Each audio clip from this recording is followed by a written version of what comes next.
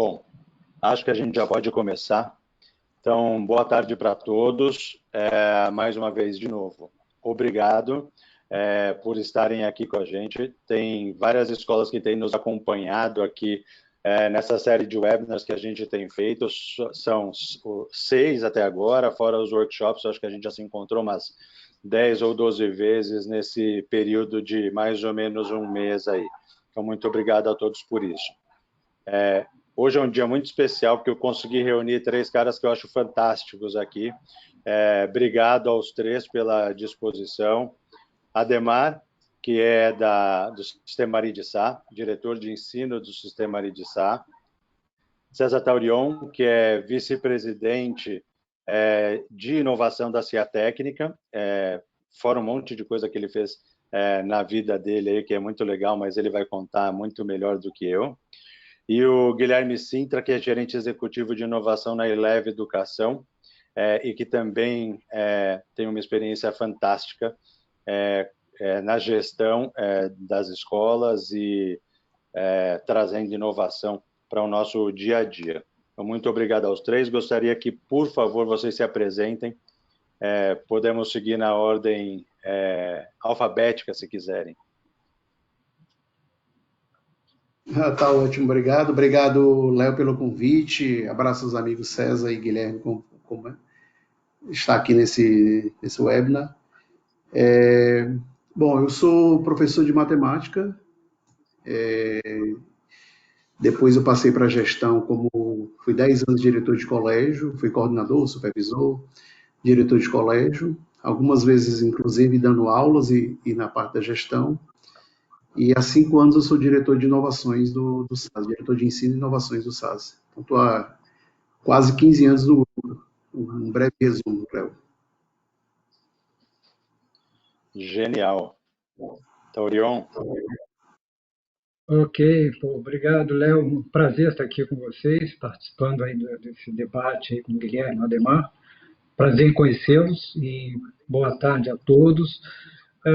O Léo foi muito feliz em colocar alguém que não é do setor de educação. Eu gosto do setor de educação, mas não atuo especificamente no setor de educação, mas essa visão multidisciplinar tem muito a ver com a questão da inovação na educação. A minha carreira foi basicamente em 2 aspectos. A primeira versão foi no mundo corporativo, em grandes corporações, consultoria, uma delas, a PwC, dos sócios-diretores, antigamente era Price Waterhouse, e depois diretor de novas tecnologias da IBM, e do ano de 2013 para cá, eu estou vivenciando 2 lados da ponte, o mundo corporativo, o conselho de inovação de algumas empresas, inclusive discutindo numa área, por exemplo, saúde, o futuro da saúde, uma rede hospitalar, e na outra, investimento em startups, onde existem algumas iniciativas que eu participo diretamente, ou através de uma das empresas que eu faço parte, onde nós temos investimento em diversas startups. E, claro, tem uma carreira também acadêmica, né, como professor convidado da Dom Cabral e da PUC do Rio de Janeiro. Então, acredito que dá para trocarmos algumas ideias e trazer um olhar de fora do setor para, quem sabe, colaborar um pouquinho com o debate aqui. Legal, muito obrigado, Taurion. Sintra. Tudo bem, pessoal? Primeiro, obrigado, Léo, pela oportunidade aí. É um prazer enorme estar junto com esses 2 conversando. Eu acho que tem muita coisa boa para a gente trocar e a gente está num momento único, né? Um momento de poder ter muita experimentação, um momento muito difícil, mas que eu tenho visto muita coisa boa surgindo a partir das inovações que os educadores. A minha trajetória ela começa com educação ali com 18 anos, quando eu comecei a dar aula de matemática também para alunos de escola pública em projetos sociais, e foi onde eu me apaixonei, não tinha como escapar mais, né? Eu acho que todo mundo que vive em educação de alguma forma tem essa experiência. E eu entrei depois, mais tarde, a partir da porta de investimento, então, no Gera, que é um fundo de investimento que começou 100% em educação, hoje a gente tem uma vertical de saúde, e ali, desde o início, eu queria já trabalhar um pouco a questão de tecnologia, novas metodologias, mas foi super importante a experiência que me surgiu da gente, de poder tocar a escola de fato. Então, nessa busca por inovação, nada melhor do que conhecer o chão da escola, então virei diretor de escola, passei ali 1 ano e meio como diretor de uma escola no subúrbio do Rio, depois passei mais 2 anos tocando uma rede de escolas em Minas Gerais, que é o Collegium, tudo dentro do Grupo Eleva, e ano passado criei uma área focada 100% em tecnologia e desenvolvimento de novas soluções, e esse ano a gente está criando uma área nova chamada Eleva Next, cujo objetivo é a criação de novos produtos, novas tecnologias que podem ser aplicadas à educação, e ela vem num momento muito propício de realmente reexaminar o que é o setor educacional e como a gente faz esse trabalho. Então, tem sido ótimo, apesar da gente saber das dores que têm sido criadas a partir desse momento difícil. Então, assim, vai ser ótimo trocar ideia. Eu acho que trazer um pouco desde do chão de sala de aula e de escola até o mundo mais tecnológico vai ser interessante para a gente poder discutir.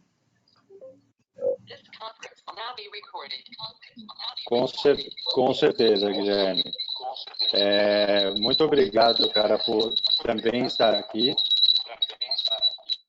É muito gratificante ver o nosso universo escolar interagindo e trocando. Isso é realmente fantástico. Tem sido um grande prêmio, eu diria, para mim, nesse último mês, ver todo mundo super engajado em se ajudar. Isso é muito legal.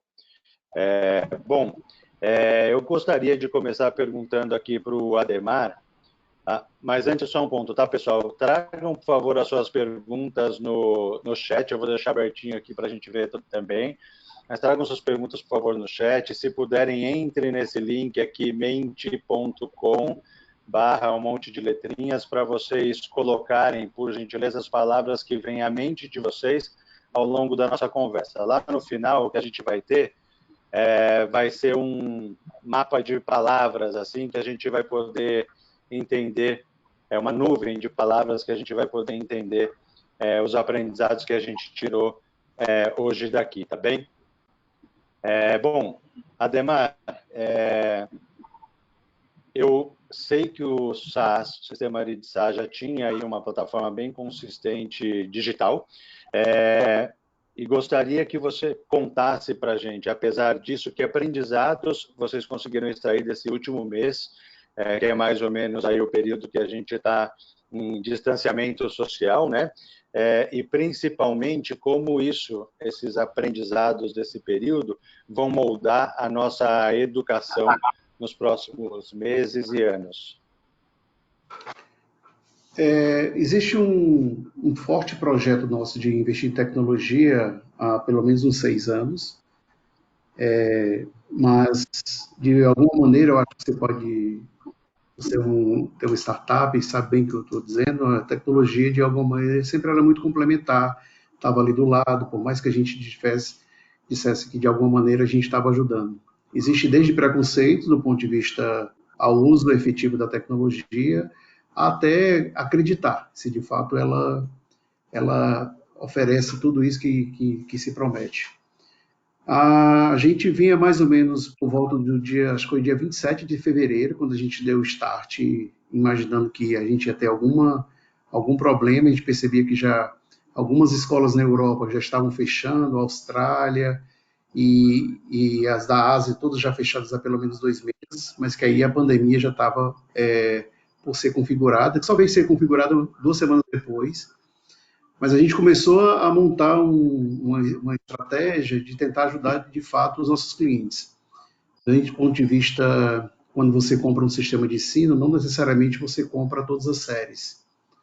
E às vezes você compra só um segmento. A escola opta por um segmento, às vezes usa 2, 3 sistemas na sua cadeia, ou às vezes usa livro didático em algumas e outras não. E a gente percebia que, de alguma maneira, a gente poderia ter uma atuação mais intensa e abrir a plataforma. Então, a primeira decisão foi abrir a plataforma para os clientes e depois para os não clientes, que de alguma maneira quisessem utilizar. E a gente já tem hoje um número bem considerável de escolas que não usavam a nossa solução de maneira alguma e que agora estão usando ou ela completa ou parte dela completa, né? E a gente montou uma estratégia de conceito muito baseada em que, se eu fazia antes uma uma implantação numa escola, e eu ia lá na escola, enviava consultores. Imagine agora que eu tenho que fazer tudo isso remoto, né? Então a gente fez uma etapa de planejamento, criou algumas sessões de estímulos, outras de imersão, e aí foram muitos tutoriais sendo criados para esse momento, e muitos treinamentos de conhecimento na prática, né? Depois a gente faz uma rotina intensa de acompanhamento dessa escola. E, de maneira geral, tem dado muito certo. A gente tem visto coisas muito transformacionais, como você falou, em um mês. Nenhuma semana para a gente é igual à semana anterior.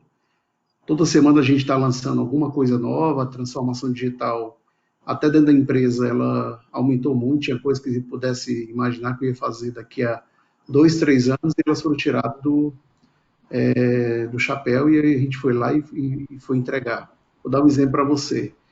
Semana passada saiu uma regulamentação do CNE, que ainda não está aprovada, mas que está em construção, deve ser aprovada por esses dias, da regulamentação do uso de tecnologia para a educação infantil. Isso é impensável, se você fosse imaginar, em qualquer país do mundo. Tá? E isso já pegando de outras iniciativas dessas.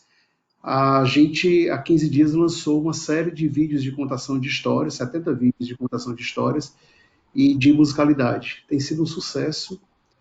Dentro desse caminho, a gente lançou e abriu para o Brasil, não só para a nossa rede, mas abriu para todas as escolas públicas e privadas uma sessão de aulas online da educação infantil até a terceira série do ensino médio, de ponta a ponta, que é um trabalho bem difícil que está sendo feito aqui, com todas as condições de... São 59 professores, então tem uma condição logística também intensa de garantir a segurança de todo mundo. E a gente já disponibilizou várias videoaulas, isso aí. Temos um plano para irmos até junho, se for o caso, pelo menos o nível de gravação agora. E a gente está algo em torno hoje de 4,5 milhões de visualizações dentro das nossas videoaulas. Então, de fato, gera um impacto bem poderoso. Mas algumas coisas, como, por exemplo, o nosso simulado digital, ele aumentou 44% o engajamento do que do físico. Então, o que prova que muita coisa... 44%. A gente tinha... lançamos 2 já, lançamos um SaaS FUVEST e lançamos um SaaS Enem nesse final de semana, e com índice assim, de engajamento muito intensos, né? Claro que algumas coisas se facilitam, porque está todo mundo em casa, existe uma outra modelo do que está acontecendo no mundo todo, né? A gente tem hoje 1,5 bilhão de crianças sem assistir aula, então assim, o impacto é muito forte. Mas a gente está percebendo que, de alguma maneira, a tecnologia, de um mês para cá, ela está sendo muito significativa. A gente está encontrando diversas atualizações do nosso produto, pedidos, e que mais chama a atenção são os pais pedindo alguma coisa, e a gente nunca tinha um engajamento tão imaginado que o pai estaria tão próximo. Então, a gente está recebendo de todos os professores, que são grandes guerreiros aí nessa luta. O professor algo que se imaginava que a tecnologia ia tirar o professor. Agora a gente vê cada vez mais a necessidade do papel central e do professor. Então a gente está percebendo algumas coisas, até de valorização das famílias para isso. Então está sendo muito desafiante, mas está sendo muito prazeroso, né? Eu acho que tem um modelo aí de transformação digital que eu acho que não vem mais para ser deixado de lado. Então vem alguma coisa muito impactante aí, cada vez mais para o futuro. Eu tenho a sensação que realmente é irreversível, né? A gente tem tido muitos aprendizados nesse período. Obviamente, eu falo que tudo é pêndulo, né? A gente sempre tem um extremo e o outro, e a gente sai de um ponto do pêndulo e vai para o outro ponto do pêndulo, e daqui a pouco a gente começa a equilibrar as coisas todas. Eu acho que a gente saiu de um extremo, foi para o outro, as coisas devem equilibrar, e imagino eu que todo esse aprendizado a forceps, né, assim, na porrada que a gente tem tido, vai perdurar bastante, né? Vamos aproveitar aqui um pouco também do que o Taurion tem visto no nosso universo aí mais abrangente, né?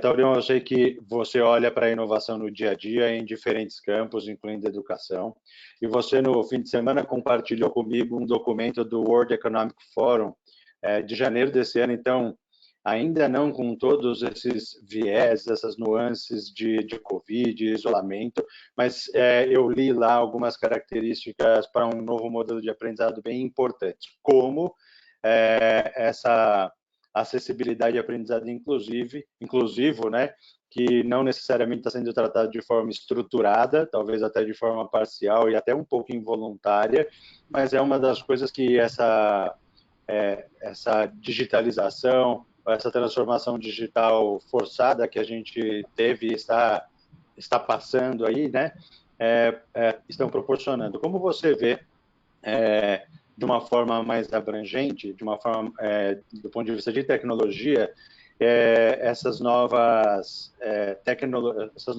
tecnologias aí para os segmentos, todos os segmentos de educação, para a gente caminhar para essa educação 4.0?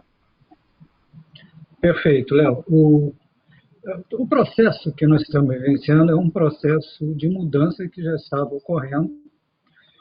O próprio relatório do Fórum Econômico Mundial, ao classificar os países em relação ao mundo digital, o que ele chama, digamos, a Revolução Industrial 4.0, novo cenário, e colocou o Brasil, não sei se esse relatório é muito interessante, é gratuito o acesso no site do Fórum Econômico, mas o Brasil está lá atrás.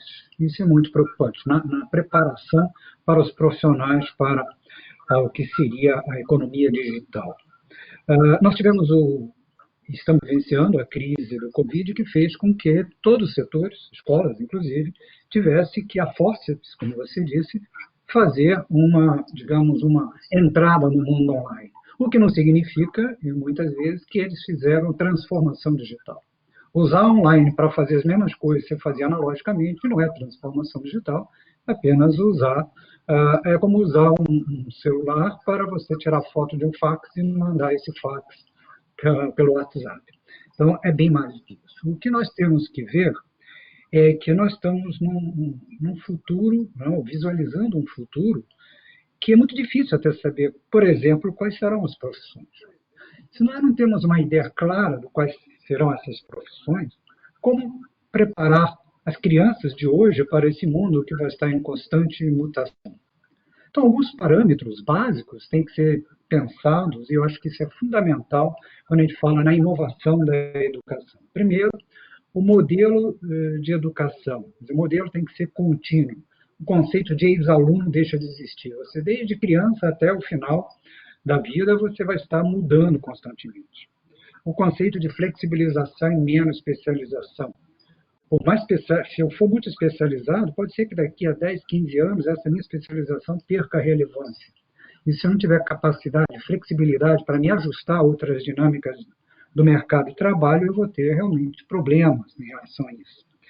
O uso de tecnologias me permite uma experiência de imersão muito melhor que eu tenho hoje. Hoje a gente faz muitas coisas com algumas plataformas ou ferramentas como nós estamos usando, ou Zoom, ou qualquer outra, ainda são ferramentas muito toscas.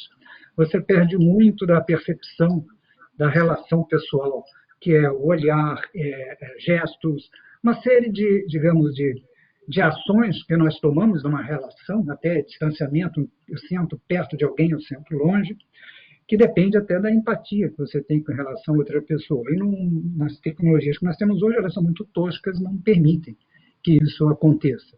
Então, nós vemos aí a possibilidade de alavancagem de diversas tecnologias, como realidade virtual, realidade aumentada, a própria tecnologia de acesso, como o 5G, aumentando, o uso de inteligência artificial e robótica, inteligência artificial para o ensino personalizado. Que a gente vê muito sair da aula para o vídeo, mas da mesma maneira que nós ensinamos, ou seja, eu falo como professor e todo mundo ouve sentado, uma atitude muito passiva dos alunos. Eu acredito que a educação vai ser muito mais do professor se transformar num facilitador e você ter uma vivência muito prática, aprender as coisas à medida que forem necessárias. Então, em vez de ter um cardápio de disciplinas, você teria um cardápio de problemas e trabalharia nesses problemas à medida que seu temperamento, do seu gosto, e você ia aprendendo à medida do necessário. Por exemplo, vamos supor que você possa fazer um exercício do tipo, claro, não crianças muito pequenininhas, mas que tem um pouco mais de capacidade digamos, de fazer contas, você dá um problema prático. Olha, eu tenho 30 brinquedos aqui, vamos imaginar como colocar numa caixa. Então, eu tenho que calcular o volume, essas coisas todas. Peso, que eu vou ter que levar para algum lugar para outro, já entra um novo tipo de aprendizado. Eu gostaria que fosse a prova d'água. Então, eu tenho que pensar um pouquinho em relação a que material vou usar. Então, em vez de eu ficar aprendendo coisas que talvez não sejam úteis daqui a algum tempo, ou não vou praticar, eu começo a aprender na medida do possível. E esse modelo não é apenas na escola básica, mas para a vida toda. Por exemplo, quando você vai já na universidade e você vê a rápida transformação das disciplinas, eu estou muito envolvido em saúde, e hoje um ditado claro que a gente fala na saúde é o seguinte: em 5 anos, 50% você aprendeu na sua faculdade vai estar obsoleto. Você não sabe exatamente quais 50%. Então, é um aprendizado contínuo. Então, a educação ela tem que ser revista. Revista nos seus princípios básicos. Ou seja, em vez de sala de aula para todo mundo da mesma idade aprender a mesma coisa, eu estaria fazendo uma atividade muito mais de experimentação, muito mais com aprendizados em plataformas, fazendo online em horas que eu gostaria de fazer, porque os ciclos biológicos das pessoas são diferentes. Hoje mesmo, só para você ter uma ideia de por que tem que ter horário de manhã cedinho. Porque isso veio da sociedade industrial, onde as pessoas, antes de ir para a fábrica, tinham que colocar os seus filhos na escola. Então, a gente mantém o mesmo processo de formação em massa, ou seja, a gente pegava produção em massa, pegava matéria-prima e produzia um produto padronizado. Nós fazemos isso, pegamos os alunos, fazemos as mesmas coisas, as mesmas matérias, no mesmo horário, e produzimos pessoas preparadas para a sociedade industrial, não para a sociedade digital. E aí eles entram no Enem, que também é alguma coisa que não aprende, te obriga a ser cada vez ali, a praticamente memorizar fórmulas, tira a criatividade, tira toda a capacidade de pensar de fora da caixa, e entra numa faculdade onde você já entra na especialização. E entra na especialização, você fica ali no seu mundinho fechado. E isso não vai resolver os problemas que nós temos na nossa sociedade. Nós temos que ter uma visão muito mais multidisciplinar, tem que ter as pessoas, desde criança, preparadas para a vida. Hoje a gente vê muita dificuldade nisso. Há um descompasso muito grande entre o que se aprende na escola e a vivência prática. E também nós não temos uma educação inclusiva. Aqui no Brasil, a gente tem pontos aí fantásticos, né, que são exceções, mas são pontos fora da curva. Nós temos mais de 11 milhões de pessoas, em torno de 15 ou mais anos, que saem mal sabendo ler e escrever, que não sabem fazer uma conta. Recentemente, uma pesquisa mostrou que 98% das pessoas que têm dívidas em cartão de crédito, em banco, não sabem calcular juros compostos. A base mínima de matemática não existe. Então, nós temos um problema muito sério na educação, e não é apenas a tecnologia que resolve. É o modelo educacional que tem que ser revisto, o modelo educacional que tem que ser repensado. E isso passa, claro, entre outras coisas, até por inovação na regulação. Eu vi um bom exemplo agora,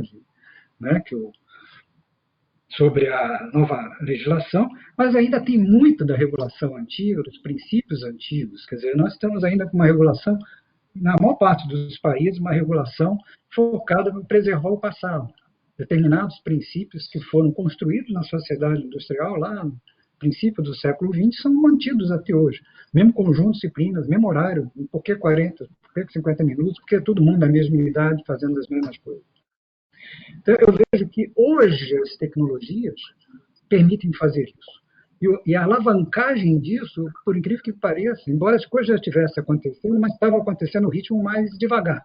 Legal, um país fazendo isso, a Finlândia, a Suécia, outros pensando mais ou menos, outros mais atrasados, e de repente todo mundo, de alguma forma, foi jogada no despenhadeiro abaixo. Pô, tem que fazer online, tem que fazer isso, tem que fazer aquilo, beleza. Por que não aproveitar essa oportunidade e repensar o modelo de educação? O novo normal não vai ser igual ao que nós temos hoje. Novas profissões vão surgir, novas maneiras, novos comportamentos e hábitos apareceram e se tornaram e vão se tornar realmente nosso dia a dia. Por que não começar essa discussão do futuro da educação? A tecnologia é o meio, mas a transformação da educação passa pela mudança no modelo em si. Importantíssimas considerações, muito obrigado, Taurion. Eu vejo da mesma forma que você. Claro, eu estou um pouquinho fora, né? Eu trabalho com escolas, mas eu não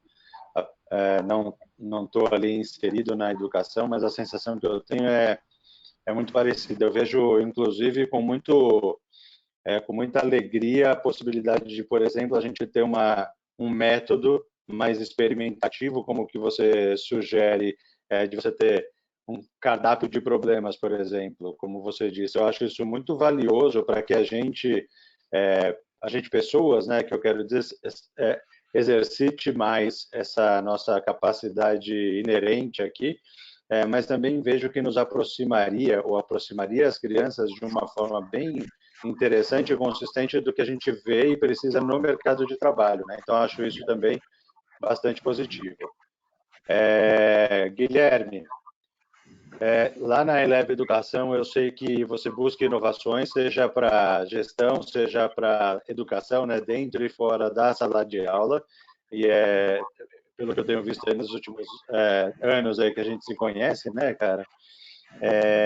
Eu queria te pedir, baseado nessa experiência que você tem, e também nas vivências das últimas semanas, que você nos desse dicas práticas para quem é de escola e está aqui nos assistindo e vai nos assistir depois, dicas práticas, tanto de ferramentas como de estratégias, para a gente viver esse futuro que já começou, na verdade, né?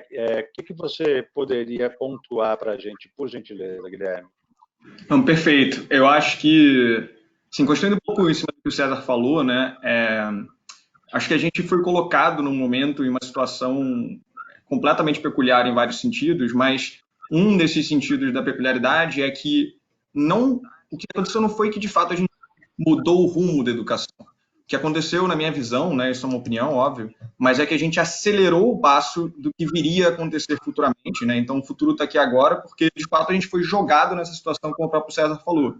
Então, quando a gente olha assim, para o que está acontecendo, né, na literatura de inovação, a gente sempre tem aquele conceito, né, de como é que você cruza o ponto entre quem são os primeiros que adotam as novas tecnologias, os inovadores, os primeiros que adotam, até os outros que vão vir a seguir posteriormente esses passos. E, na verdade, o que aconteceu foi que você simplesmente pegou o gap que existe entre esses grupos e achatou eles e fez todo mundo ser jogado agora.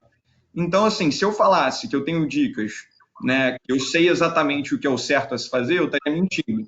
Eu acho que todo mundo sabe disso, acho que ninguém estava preparado para isso. A gente tem todo um passo de andar, analisar, fazer teste de hipótese, piloto, para chegar às inovações que fazem sentido, e do dia para a noite a gente teve que construir tudo do zero. Então, a abordagem que a gente seguiu ali na Eleva foi uma abordagem de agir rápido, mas ao mesmo tempo estudar rápido e aprender rápido com o que está acontecendo. Então, foi muito uma abordagem de ir para a rua, entre muitas aspas, né, porque ninguém está indo para a rua, mas de conversar com educadores, de conversar com os professores, de criar grupos de discussão, entender o que eles estão fazendo, funcionando ou não. Então, nesse momento, assim, é impressionante como uma semana depois da outra a gente está aprendendo, né, de uma forma muito acelerada o que funciona e o que não funciona. E aí o primeiro ponto que eu queria trazer é o ponto da saúde mental. Antes de qualquer outro tema que a gente tenha que discutir aqui, fica evidente que, em educação, isso já tem que ser muito debatido. A Eleva já trabalha com isso faz tempo. A gente tem um programa que atingiu já mais de 200 mil alunos só para falar de saúde mental, né, que é o LIVE. Mas a gente está olhando para isso para trazer para todo o resto, porque isso sempre foi importante, mas no momento de crise como a gente está vivendo, isso é ainda mais relevante. Né? Então, o primeiro ponto vamos lembrar de não se torturar para ser produtivo e ser os melhores em fazer tecnologia e funcionar nesse conceito que está agora, porque não vai funcionar dessa forma. A gente está aprendendo e aprendendo rápido, mas aprendendo junto. Então, o primeiro ponto que eu queria trazer é isso. A preocupação com saúde mental, ela é cada vez mais premente e nesse momento então nem se fala. Então, assim, não adianta a gente querer, nesse primeiro momento, estar acertando, mas sim querer testar rápido, ver o que não funciona, mudar isso rápido, aprender e trazer o que faz sentido continuar a posteriori, tá? Então, assim, muito mais do que uma visão do que é o certo, eu vou trazer uma visão aqui do que eu conversei com pessoas, do que funcionou e o que não funcionou. Com certeza, uma coisa que eu vi que não funcionou é introduzir, ao mesmo tempo, uma série de ferramentas. A gente, no início, fez toda uma curadoria de ferramentas, foi estudar, ver o que funciona, o que não funciona, o que pode ser legal. E aí, o que a gente percebeu foi, era melhor a gente introduzir aos poucos as ferramentas, como o próprio Ademar falou, né, com manuais, com explicações claras, enfim, para as pessoas introduzirem o que faz sentido para elas. Então, o nosso portal já tem uma série de ferramentas que a gente adaptou para fazer uma curadoria de videoaulas, fazer uma curadoria de conteúdos para entregar, falando, olha, é mais ou menos isso aqui que a gente sugere que vocês adaptem para a rotina, mas também a gente foi procurar parceiros externos. Então, Pontu, Estudos, Agenda Edu, várias startups que a gente fez parcerias para as escolas que quiserem aderir ter um rollout nesse momento. E isso é muito importante, o respeito às diversidades das diferentes escolas que a gente tem enfrentado. Né? Então, todas as diferenças estão sendo muito respeitadas e as escolas estão tomando para elas o que faz sentido dentre o cardápio de soluções que podem ser ofertadas. Então, assim, o primeiro ponto é esse respeito à saúde mental, esse respeito às necessidades locais, né? Isso é o que eu acho que tem ficado mais claro e evidente. E aprender rápido. Quando a gente olha aí, o que tem sido de mais interessante em termos de oportunidades de aprendizado para o depois, eu acho que tem um ponto muito legal da gente trazer, que é a parte de avaliações, né? O próprio Ademar falou, e o que a gente percebeu também aqui, simulados online foi um negócio que, claro que está bombando, está super legal ver toda a concepção de como as pessoas estão entrando mais forte nisso, né? A gente já tem a discussão do Enem ser digital há muito tempo, então os alunos estão tendo alguma chance. É muito difícil para os alunos que vão fazer o Enem esse ano, talvez, né? Ter que passar por isso, mas, ao mesmo tempo, tem sido interessante a gente ver as possibilidades. Mas, dito isso, avaliações somativas são só uma parte do negócio. E a gente já fala de avaliação formativa há muito tempo e a gente tem dificuldade de implementar isso na prática. O que eu estou vendo de mais interessante são os professores deparando com a dificuldade que é você conseguir evitar colas ou coisas do gênero, pensando de forma criativa em que outros tipos de abordagem podem ser utilizados para avaliação. E aí tem várias ferramentas legais que estão sendo usadas. Um exemplo aqui que eu queria dar, tem N ferramentas, mas como eu falei, não adianta a gente botar 1 bilhão de ferramentas, mas um bom exemplo é uma ferramenta chamada Flipgrid, que basicamente ela permite que os alunos e os próprios professores façam vídeos, editem, e aí eles enviem esses vídeos e ele pode usar como uma avaliação formativa. Então, a gente tem vídeos de coisas como os alunos fazendo videoaulas dos alunos e não o professor. E o professor ele avalia a compreensão do conteúdo a partir disso. Então, você inverte o processo e permite que as metodologias ativas, de fato, sejam usadas.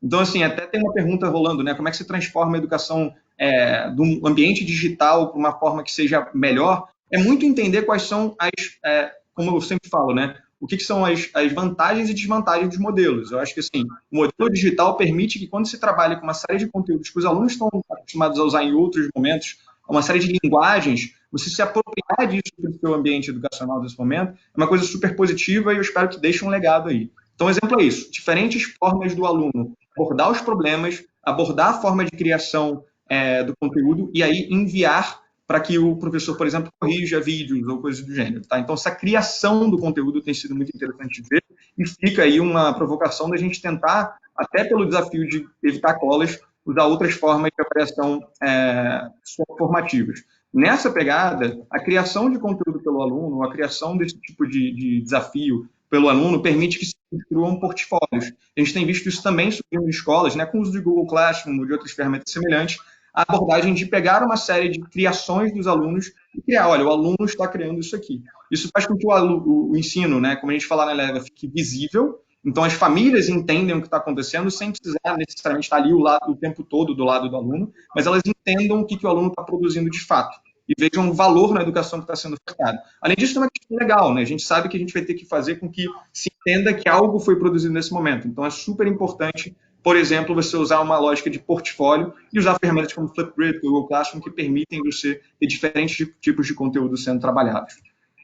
Outra coisa na linha de metodologias ativas é você tentar abordar, e isso para o momento é uma bela experimentação de fazer, a lógica de trabalhar com, por exemplo, metodologia de sala de aula invertida. Então, o professor que pode curar um conteúdo, pegar alguma coisa interessante, enviar para o aluno, e antes da aula fazer um quiz, uma ferramenta como se fosse um Kahoot ou um Google Classroom de novo, e aí ser enviado para esse professor, ele analisar como é que os alunos estão se comportando antes da aula dele, permite que ele adapte a aula dele para a realidade do que os alunos estão vivenciando. E isso permite também que ele entenda dados, ele entenda como o aluno está realmente se portando. E aí você consegue ter uma interação mais clara entre o conhecimento do aluno a partir dessas ferramentas e, de fato, a sala de aula vai funcionar.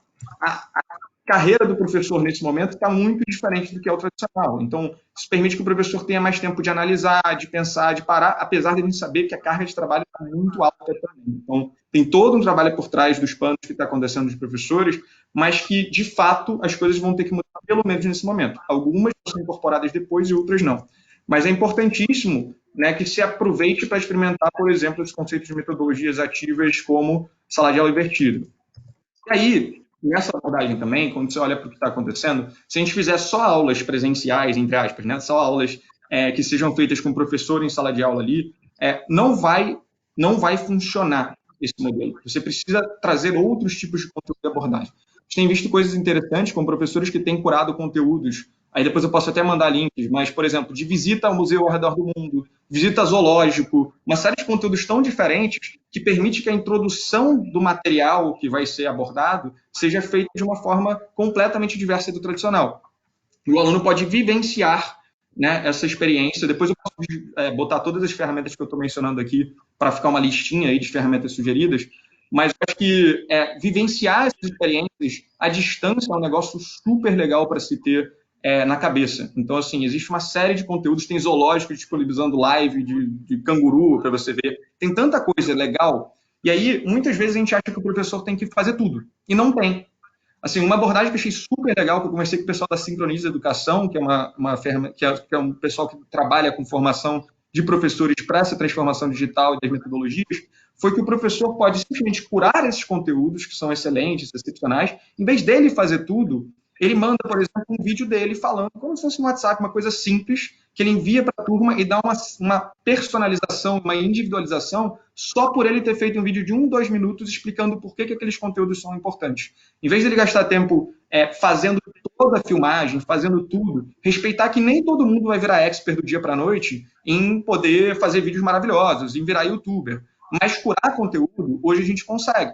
E com essa curadoria e o toque pessoal do professor, isso é fundamental. Falando em toque pessoal, uma outra coisa que ficou muito legal das abordagens que a gente identificou, mas que dependem muito da organização da escola como um todo, é ter horários para tutoria com o aluno. Ou seja, o professor, em momentos em que ele não está dando aula ao vivo, né, ele conseguir fazer com que você tenha um horário marcado, o aluno possa marcar esse horário com o professor e tem um tempo ali de 15 minutos para tirar dúvida. Isso é uma coisa impensável no modelo tradicional de educação de sala de aula, mas que hoje é possível fazer. De novo, é altamente dependente da organização da escola junto aos professores e da forma como se está abordando a problemática que a gente está vivendo. Mas é algo super legal que dá para fazer e seria muito difícil fazer no contexto tradicional. E aí, sobre esse ponto, né, da abordagem da escola, a gente sempre tem que lembrar que o professor não é um cavaleiro branco que anda sozinho na educação, né? Ele tem todo um contexto de escola em torno, né? O do diretor, do coordenador. E nesse momento, mais do que nunca, trabalho em equipe é fundamental.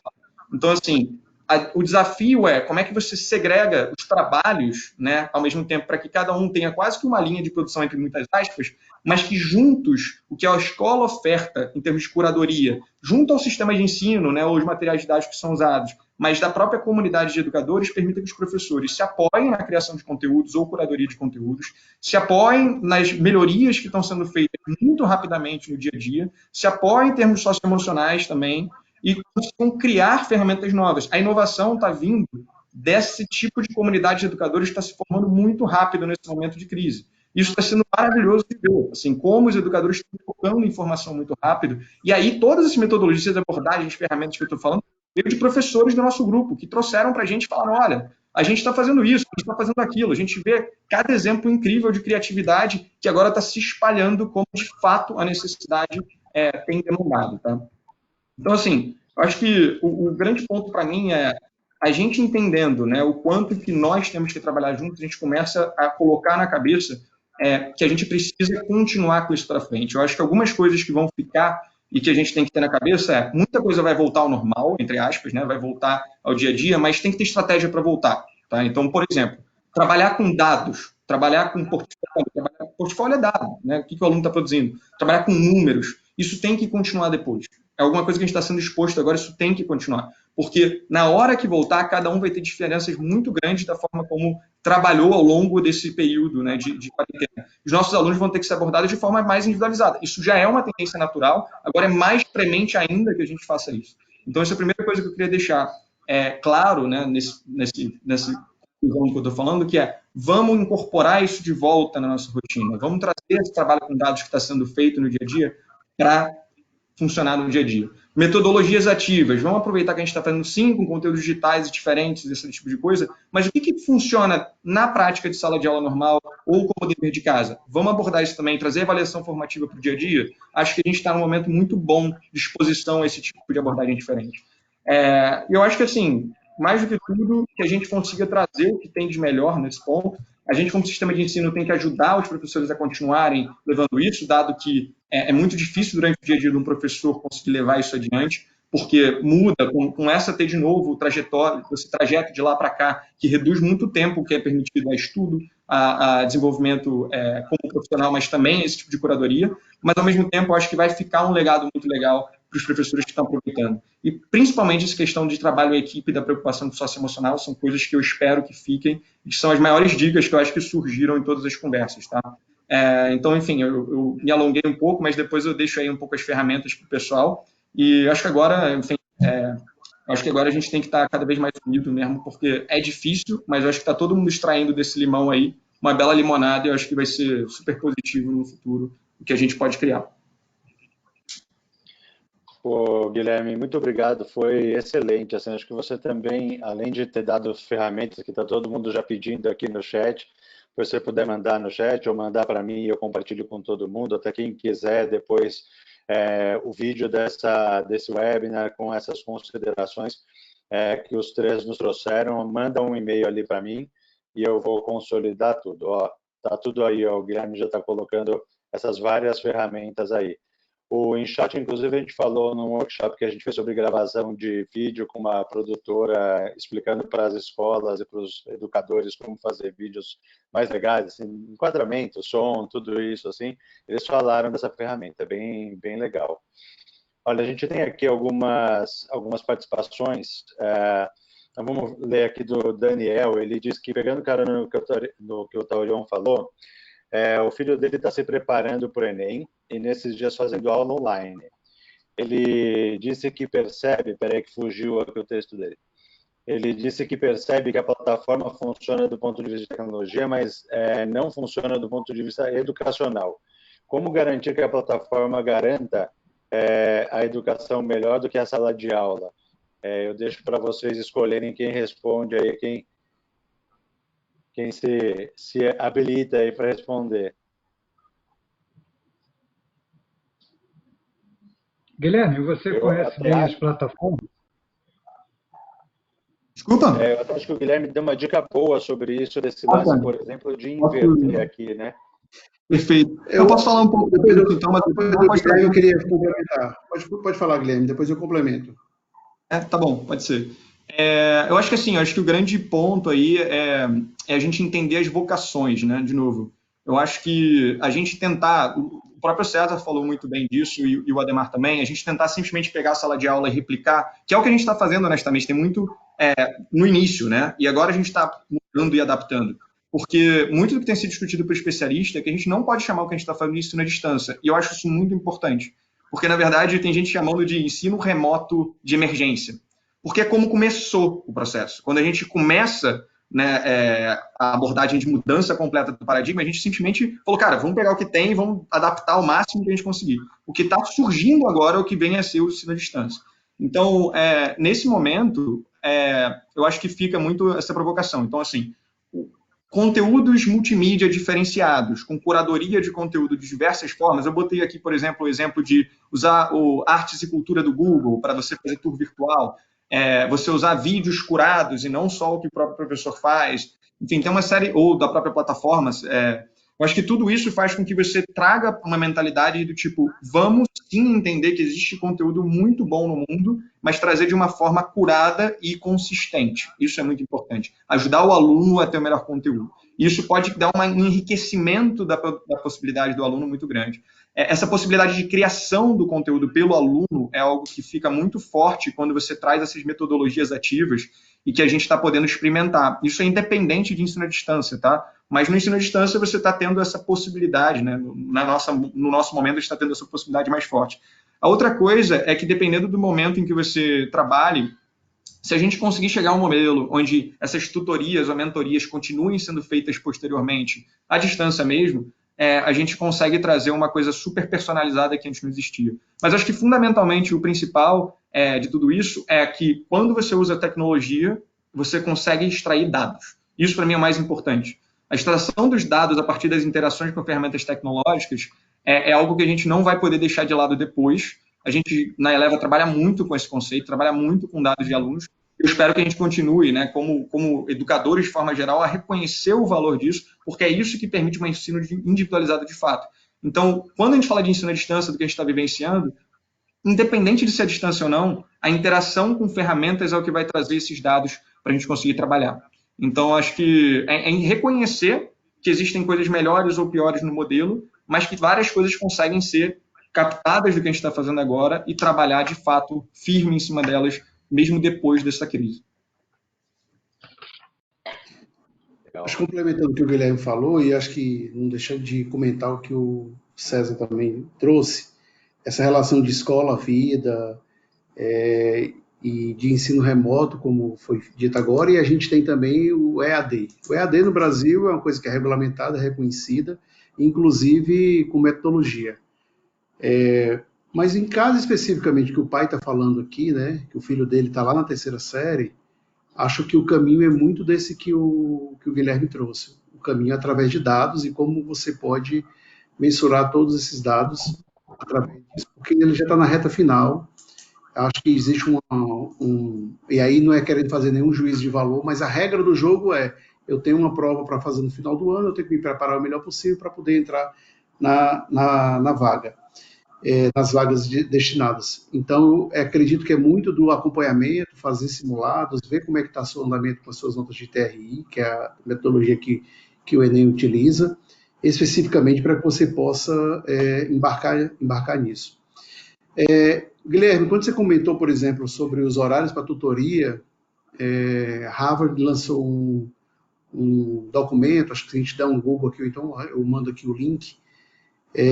O Departamento de Inovação de Harvard fez uma pesquisa e foi traduzida pela GV do Rio, tá? Pelo Departamento de Inovação da GV do Rio. O que os países do mundo estão fazendo agora durante a pandemia, na educação básica? A gente percebe que o mundo todo, salvo algumas exceções, está batendo cabeça. E, de alguma maneira, fazendo só o ensino remoto e transformando esse dado para cá. A segundo momento agora, que é o momento, por exemplo, de China, Coreia do Sul e Singapura, é o momento agora da avaliação. É de mostrar como é que essa avaliação vai funcionar e como é que você pode fazer as avaliações formativas. E os horários de tutoria é um dos serviços hoje mais mencionados na Alemanha. A Alemanha que provavelmente volta já agora às aulas no dia 4 de maio. O aluno grava o aluno tem um momento com o professor onde ele vai responder algumas atividades como se fosse uma prova oral, e a outra composição da nota é dado efetivamente por participação dele em outros trabalhos. Ou seja, você sai do modelo tradicional, que é aquela nota de 0 a 10, de ter uma prova efetiva, para ter alguns trabalhos colaborativos, sejam eles com amigos ou não, ou ter uma interação direta com o professor. Outras maneiras de você também avaliar a performance do aluno, que acho que é um pouco que o César trouxe lá atrás, quando a gente imagina de um ensino brasileiro muito engessado. A BNCC agora traz, inclusive, um ponto de alívio para isso, mas você, de alguma maneira, não tem uma implantação tão efetiva dessas coisas. Os franceses acham um absurdo, mas eles têm 8 disciplinas. Imagina se eu soubesse no Brasil, no ensino médio, a gente tem 14, 15 disciplinas. E ainda algumas divisões. Então, isso reflete lá no Enem, quando o aluno está, de alguma forma, testando uma vaga. porque na maioria dos exames do mundo, a boa parte da nota é dado na escola. Tá? Então, a composição da nota da escola, mais o que ele tira no exame, é o que vai ser a aprovação dele para o ensino superior. Tanto é que a França agora não vai ter no ano de 2020 o baccalaureat, que é o Enem francês. Esse Enem francês, ele é baseado em 40% das notas dos alunos na terceira série, do último ano letivo, que é totalmente flexível o modelo deles lá, não tem essa obrigatoriedade de disciplinas, e 60% é a nota 60% é a nota do exame. Como eles não estão conseguindo fazer o exame, o que eles vão se deter? Que esse ano, excepcionalmente, 100% das notas vão ser dadas através das notas que os garotos tiraram na escola, no momento que eles estavam ainda fisicamente. A gente se detém muito ao modelo ainda no Brasil, de modelo de 0 a 10, de ter que dar a nota, de ter que referenciar. E esses modelos que, acho que brilhantemente o Guilherme trouxe aqui, os horários para tutoria, fizeram me lembrar desse aspecto de como você fazer um outro relacional também com as avaliações formativas. Já para a terceira série do ensino médio, no momento atual do Brasil, como diz no Brasil, mão na massa, né? É assistir umas aulas, fazer simulado e cumprir as rotinas, e ainda sem falar que tem uma pressão que o exame não mudou ainda a data, se é que vai mudar. Então tem lá marcado para novembro e assim deverá ocorrer. Olha, eu queria fazer um comentário aqui. Por favor, Taurion. Você quer fazer o comentário primeiro? Imagina, você é a prioridade, por favor. Obrigado. Não, eu gostei muito das intervenções do Ademar e do Guilherme, e eu queria chamar a atenção para o resultado desse relatório do Fórum Econômico Mundial, que colocou o Brasil muito atrasado na preparação para o que seria a sociedade digital e as profissões que a gente não sabe quais serão. Vamos dar alguns exemplos de como essas profissões vão ter que se mudar e como isso tem que começar no ensino básico para chegar mais lá na frente. Né? Se olhar lá na frente, a gente tem discutido com uma grande escola de negócio o futuro das escolas de negócio. Né? Os MBAs não têm mais sentido. Não tem mais sentido você fazer o MBA hoje, ter um monte de disciplinas, e daqui a 2 anos você colocar em prática algumas dessas. Então, a ideia é se transformar a escola de negócios em, digamos, nanocursos e você ter coisas práticas, como, por exemplo, criar um banco digital e as pessoas vão preparando esse novo negócio. Mas para chegar nesse nível, lá embaixo, lá no início, tem que ter uma educação preparada. E a gente vê que nós temos que estar muito antenados com o que vai ser daqui a 10, 15, 20 anos. Porque as crianças de 8 anos aqui, daqui a 10 anos estão com 18, daqui a 15 anos, 23, a gente não tem ideia de que profissões vamos ter. Vamos pegar, por exemplo, o impacto da inteligência artificial no dia a dia de diversas profissões. Vou pegar 2. No direito. Quando nós pegamos no direito, nós vemos, por exemplo, quando você faz uma análise de contrato, um advogado gasta em torno de 1h30 para fazer uma análise de contrato e um algoritmo faz isso em 30 segundos. Ou seja, 1h30 eu consigo fazer 180 análises de contrato, um monte de análise. Então, um escritório de advocacia vai ficar constituído de alguns advogados experientes e não precisa de estagiários, que é onde a atividade do estagiário é exatamente fazer essa análise desses contratos, verificar se as cláusulas são corretas, se está dentro de uma certa jurisprudência, assim por diante. Isso vai repensar a universidade, no caso da faculdade de Direito, que é basicamente teórica e você aprende no estágio. Se não tiver estágio, você tem que repensar ali a faculdade. Então, a gente começa a ver que a cadeia começa a se mexer. Na medicina, por exemplo, quando você tem hoje análise de imagem, é muito mais eficiente uma máquina do que um radiologista. Significa que a máquina vai substituir o radiologista? Não. Vai tirar o robô que está dentro do radiologista, que é aquele indivíduo que passa o dia inteiro analisando imagens, fica cansado no final do dia, com a taxa de erros crescente ao longo do dia, e você deixa para a máquina. Tirando o robô de dentro do médico, ele se torna mais humano, mais médico, mais medicina.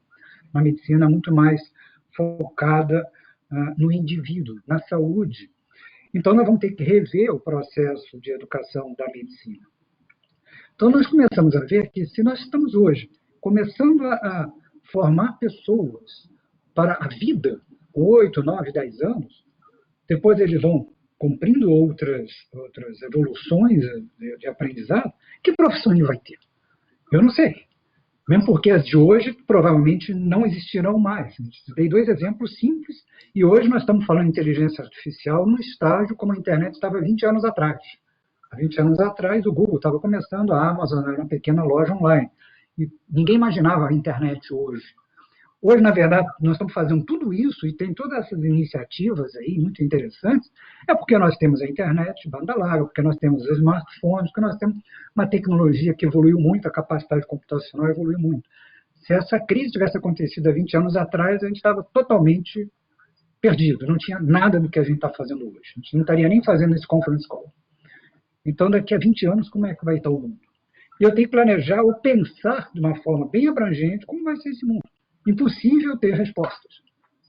Mas eu sei que, se eu não sei quais serão as respostas, eu sei que as pessoas que vão estar nesse mercado de trabalho daqui a 20 anos, elas têm que ter algumas características: adaptabilidade, trabalhar em colaboração, aprender à medida que for necessário, não ficar de forma passiva recebendo informação que vai ser inútil para ela, ter uma visão mais abrangente, multidisciplinar, mais flexível, menos especialização, ter, sim, conhecimento do digital e uso das ferramentas para mudar a maneira que eu faço as coisas e como aprendo as coisas, como vários exemplos foram citados aí, você ter modelos de sala de aula inverso, né? Eu não preciso me deslocar para assistir aula, mas sim para, de repente, trabalhar em grupo, trabalhar em forma colaborativa. Isso muda bastante o conceito. Eu acho que esse é a grande oportunidade que nós temos. Eram coisas que, de alguma forma ou outra, estavam avançando, mas estavam muito assim legal se ter, nice to have, e, de repente, você está sendo obrigado a repensar. Ou seja, o mundo que vem agora, quando a gente começar a retomar o normal, vai ser um normal diferente. Talvez a gente não saiba e vamos colocar o que a gente fazia antes. Mas quem se acostumou, e passar 2, 3 meses gera já um hábito de consumo diferenciado, a uma flexibilidade maior do que ir para uma sala de aula, não vai se sentir feliz. Então, provavelmente, se alguma escola, algum empreendimento tiver digamos, uma maneira mais inovadora de transformar tudo isso que nós estamos fazendo hoje, uma maneira diferente e diferenciada de ensino, vai atrair muito mais interesse. Quer dizer, a própria evolução natural, do mais adaptável que vai sobreviver, vai falar mais forte nesse mundo pós-Covid. Então, nós temos que estar muito antenados exatamente com esses cenários que virão. É eles que vão direcionar como devemos pensar, como devemos imaginar a educação e como devemos, então, pensar nas tecnologias, nos processos para que esse cenário se torne verdade. Então, era basicamente esse comentário que, no fundo, era para consolidar o que o Guilherme Ademar comentaram, tá nessa linha, e eu acho que é super importante isso. E só para fechar, a gente tem sentido que o modelo hoje não funciona, porque a gente tem investido muito em startups de inteligência artificial, e nós tivemos que criar o I2A2, o Instituto de Inteligência Artificial Aplicada, para a formação de profissionais, cientistas de dados, engenheiros de aprendizado de máquina, machine learning, devido à deficiência da formação educacional universitária aqui no Brasil, base matemática muito ruim, onde as pessoas aprenderam ao longo de toda a sua carreira educacional, basicamente, a ouvir, ser muito passivo, e você tem pessoas geniais, mas a grande massa ainda é muito passiva. O aprendizado foi passivo, eles foram educados a serem passivos, a ouvir o professor e mal questionar os pontos de vista. E isso leva a você ter profissionais na ponta com muita deficiência quando você fala, por exemplo, em criação de algoritmos de inteligência artificial. Então, tivemos que criar um instituto exatamente para pegar esses expoentes que estavam perdidos nas universidades e formar turmas específicas para esse pessoal ir à frente. Se eles ficassem perdidos nas universidades, iam ficar pela média. Na média, você baixa a qualidade. Então, nós tivemos que fazer esse trabalho. Eu acredito que é um problema nacional, né? Todas as empresas que buscam profissionais para trabalhar, estou falando do caso específico, tecnologia de ponta, tem essa dificuldade da carência de profissionais adequados. Porque começa lá na formação básica, que não foi adequada. Acho que só para isso completar tudo está... Léo, só para Por completar, favor, Ademar.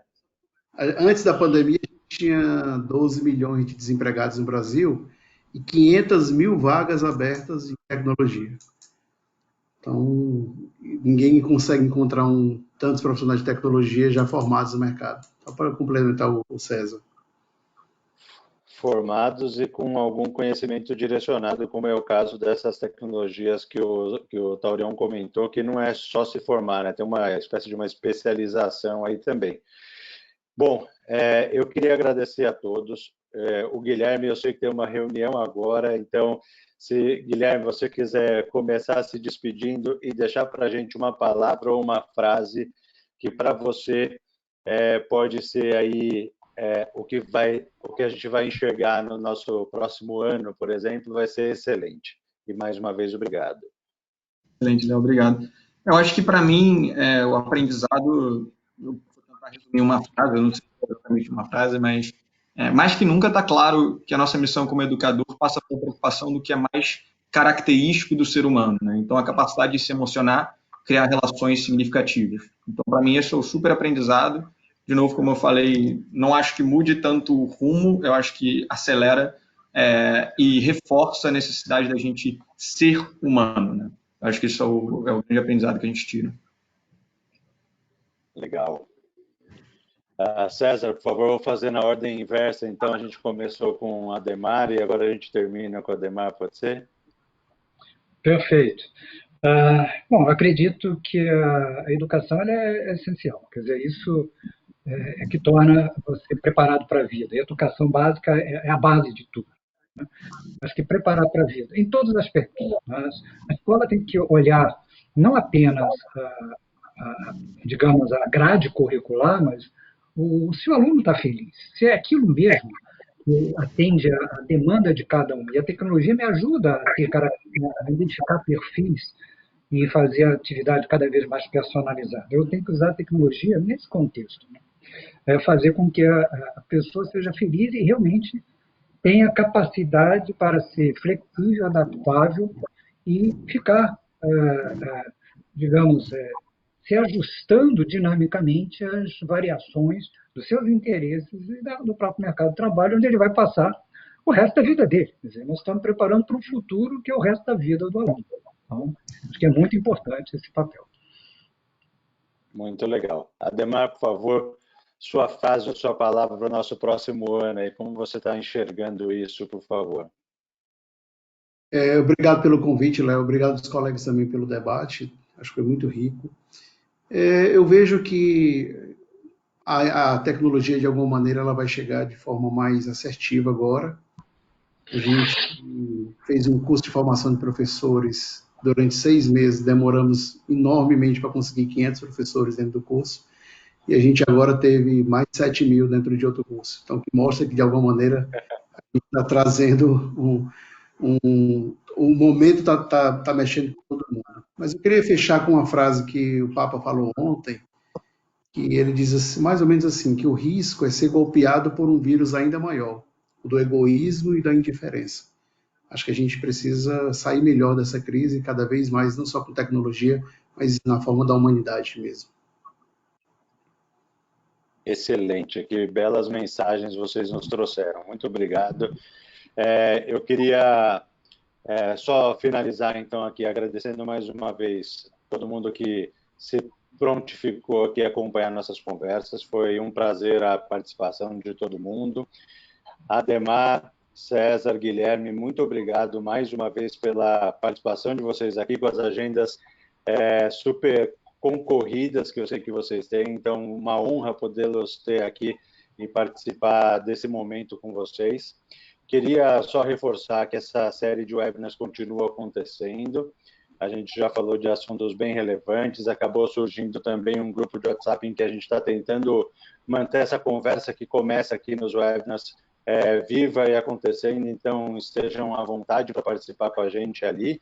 E pegando o gancho na análise de dados que todos falamos aqui hoje, na quarta-feira, às 2 da tarde, nesse mesmo link, a gente vai fazer um webinar sobre Data Analytics e BI, Business Intelligence, sob a ótica da gestão escolar aqui. Então, fiquem convidados também para quarta-feira, às 2 horas, participarmos juntos desse novo webinar que a gente vai fazer, tá bom?